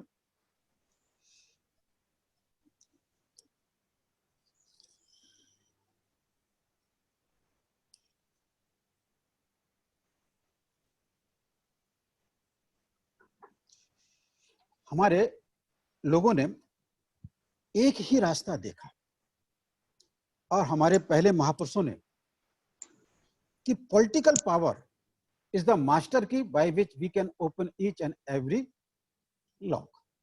इसलिए पॉलिटिकल पावर कैप्चर करना ही हमारे पास सबसे अंतिम ध्येय है, और उसके बिना और कुछ रास्ता नहीं है। पॉलिटिकल पावर कैप्चर करके हम बहुत सारे काम कर सकते हैं, बहुत सारे काम कर सकते हैं, किए भी गए हैं, पर लेकिन इस उतार चढ़ाव में अगर गैर राजनीतिक जड़ें समाज की मजबूर नहीं होती हैं, तो पॉलिटिक्स हमेशा हमेशा लड़खड़ाती रहेगी, उठेगी गिरेगी, उठेगी गिरेगी, और लेकिन कामयाब पूरी तरह से सम्राट अशोक का भारत नहीं बन पाएगा। पॉलिटिकल पावर इज मास्टर की, इस सेंटेंस को बाबा साहब का और कांशीराम जी ने बहुत बार बार रिपीट किया। लेकिन जब पे बैक टू सोसाइटी का निर्माण किया तो उन्होंने हमें एक विजन दिया, पावर ऑफ द पावर, सुनिए गौर से, power of the powers is power of possibility, and possibility is the driver of thinking. Thinking is the biggest investment in social transformation movement. Thinking skill is the biggest investment in social transformation movement. Education is not preparation for life. Education is life itself. Life itself. हमें वो जीना है, जीवन के मार्ग पर चलना है. अगर इस प्रकार का समाज हम तैयार कर सके, अरे बड़े से बड़ी 15 करोड़ की ताकत हो या 10 करोड़ का कैडर हो, ये पे बैक टू सोसाइटी प्रोग्राम उसका मुकाबला करने में सक्षम बनेगी. आप सबका साथ की जरूरत है. दिल तन मन धन की तमन्ना से आप जुट जाइए. हम विद इन 3 मंथ 5 साल के अंदर ये करके दिखा सकते हैं. ये चमत्कार आप लोगों के द्वारा निर्माण किया जा सकता है, क्योंकि इस विचारधारा में जो इस प्रकार से छुपी हुई थी, हमें उन विद्वानों से हमने सीखा जो कांशीराम जी के समय में थे, और महाराष्ट्र के लोग उसको अनदेखा कर रहे थे कि अगर बाबा साहब को समझना है तो हमें कुछ हद तक प्रोफेसर जॉन डिवे को समझना होगा, तभी हम बाबा साहब की एजुकेशन फिलॉसफी को समझ सकेंगे. हमने पढ़ा, तकलीफ उठाई. अभी तक इस 2021 से पहले 2020 हम है, इससे पहले प्रोफेसर जॉन डिवे के ऊपर कहीं इक्का दुक्का कहीं छोटी मोटी चर्चा हो जाती, होती ही नहीं थी, क्योंकि किसी ने पढ़ा ही नहीं था. डेमोक्रेसी इन एजुकेशन इतनी डिफिकल्ट एक ग्रंथ है कि ये सहजा सहजी आम आदमी के समझने की बस की बात नहीं है. बड़े बड़े पीएचडी के डॉक्टरेट किए हुए भी विद्वान समझने के अम्बेडकर साहब बहुत कठिन किताब. हमारे प्रोफेसर एन अनिल डोंगरे साहब को भी उस पुस्तक को समझने के लिए 4 से 5 साल लग गए. यू विल थिंक उसको 5 साल उस पुस्तक को समझने लगे, समझ में नहीं आ रहा. मेरे से हमेशा चर्चा करते रहते थे.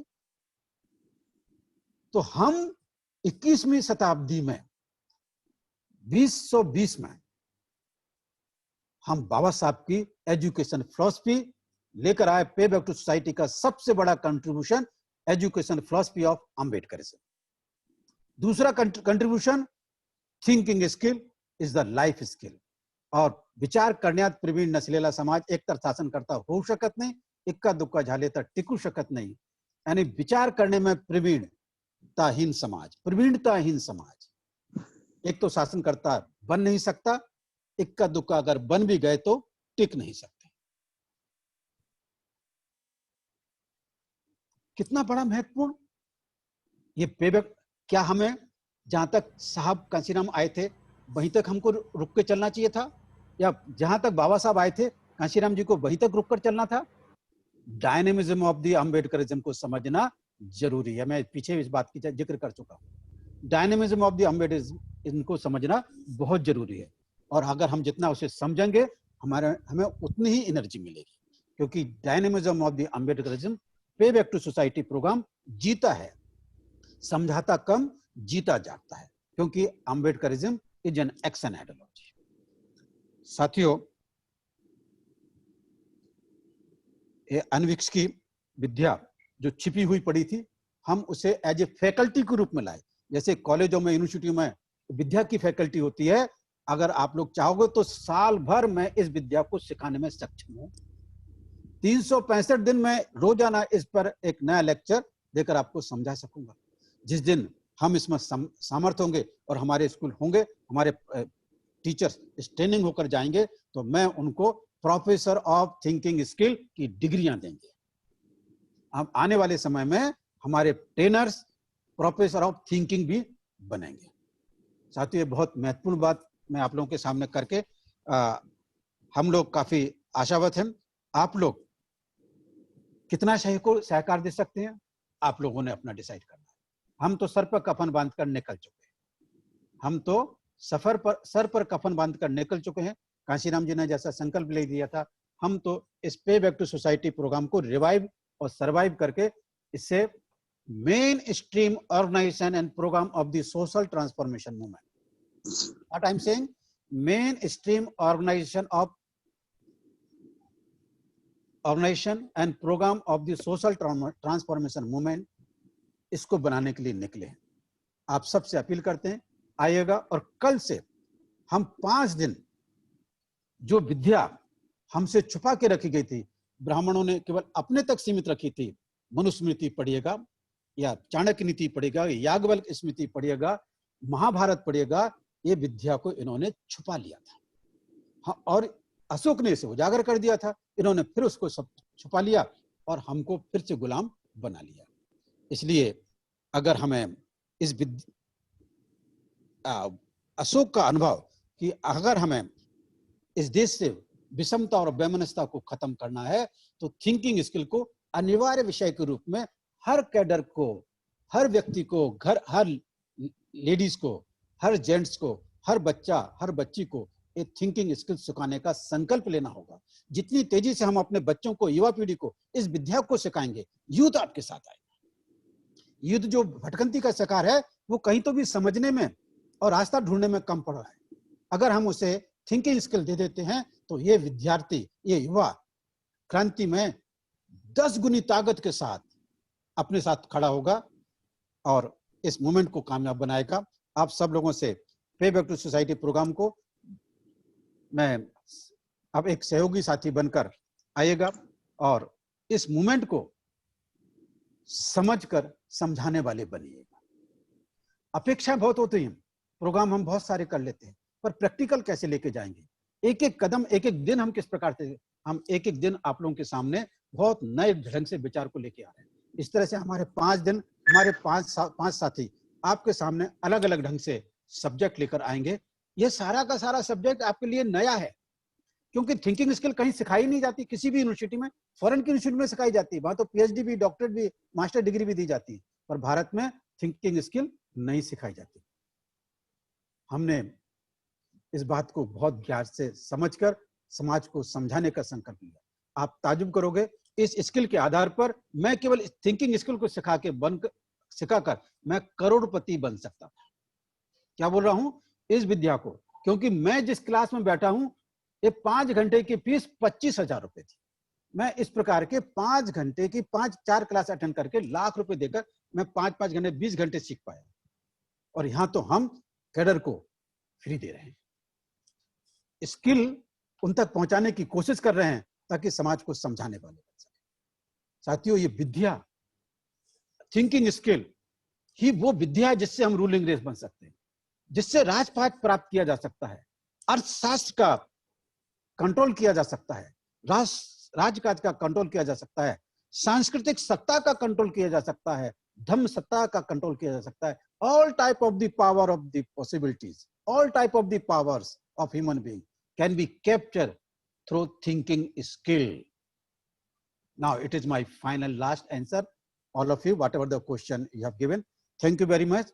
आप सब लोगों से पुनः है कि कल ज्यादा से ज्यादा साथी आए, क्योंकि एक भी लेक्चर चूक गया तो आपका नुकसान है, जो नहीं आएंगे उनका नुकसान है। मैं इस तरह से अपॉर्चुनिटी को मिलेगी नहीं आपको, ऑनलाइन अपॉर्चुनिटी हम दे रहे हैं थिंकिंग के लिए। तो इन्हीं शब्दों के साथ थैंक यू वेरी मच। जय भीम, जय Bharat. Thank you sir, thank you sir. सभी लोगों की तरफ से भी हम सब लोग इस बात के लिए पूरा प्रयास करेंगे। इस थिंकिंग स्किल एजुकेशन सिस्टम पर कल से हम लोग पूरी तरह प्रेजेंट रहेंगे। और सर, आपके गाइडलाइंस के लिए, आपके इस वैल्यूएबल विचार के लिए मैं बहुत बहुत आभारी हूँ, और सभी की तरफ से आपको धन्यवाद देता हूँ। कार्यक्रम को समाप्त करने की घोषणा करता हूँ। धन्यवाद। जय भीम। Thank you. जय भीम।